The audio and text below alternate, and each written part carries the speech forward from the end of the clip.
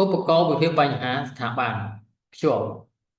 អ្នកផ្ដល់សេវានិងអាជ្ញាធរដែលជាអ្នកផ្ដល់សេវាចំណុចគន្លឹះស្ថាប័នសូមពិនិត្យមើលការយល់ដឹងរបស់អ្នកអំពីចំណុចសំខាន់នៃវគ្គនេះដើម្បីសម្រេចបាន SDG យើងត្រូវធានាថាមានស្ថាប័នដែលគ្រប់គ្រង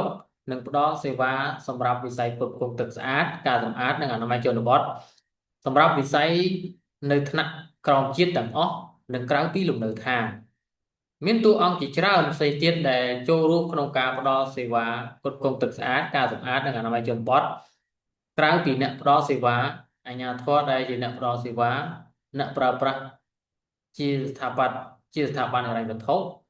ទីភ្នាក់ងារសេដ្ឋកិច្ចនិងសាកលវិទ្យាល័យ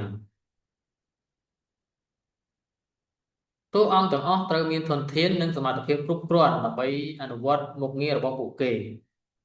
មានតែគំរូនៃការផ្ដល់សេវាដែលសមស្របនឹងបរិបទប៉ុណ្ណោះដែលអាចផ្ដល់សេវាប្រកបដោយនិរន្តរភាព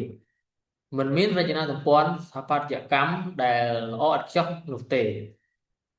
ភាពជាអ្នកដឹកនាំរបស់រដ្ឋាភិបាលមានសារៈសំខាន់ណាស់ក្នុងការបង្កើតសេវាផ្គត់ផ្គង់ទឹកស្អាតការសម្អាតនិងអនាម័យជនបទប្រកបដោយនិរន្តរភាពការគ្រប់គ្រងដោយផ្ទាល់ក្រោយការសាងសង់ដល់អ្នកផ្ដល់សេវាទឹកស្អាតជនបទក្នុងន័យនេះផ្ដោតលើការគ្រប់គ្រងដោយផ្ទាល់ដែលជាជំនួយមានរចនាសម្ព័ន្ធនិងជាប្រព័ន្ធដែលអាចជួយឲ្យអ្នកផ្ដល់សេវាអាចអនុវត្តតួនាទីរបស់ពួកគេបានហើយមិនត្រឹមតែជួយដោះស្រាយបញ្ហាបន្ទាប់ដែលពួកគេមិនអាចដោះស្រាយដោយខ្លួនឯងបានប៉ុណ្ណោះទេប៉ុន្តែថែមទាំងអាចការពារបញ្ហានាពេលអនាគតបានផងដែរឧទាហរណ៍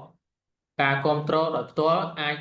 ជួយទប់ស្កាត់ការថែទាំដែលមានចំណុចខ្វះខាតមិនឲ្យคล้ายទៅជាបញ្ហាកាន់តែធ្ងន់ធ្ងរតែគំរាមកំហែងដល់និរន្តរភាព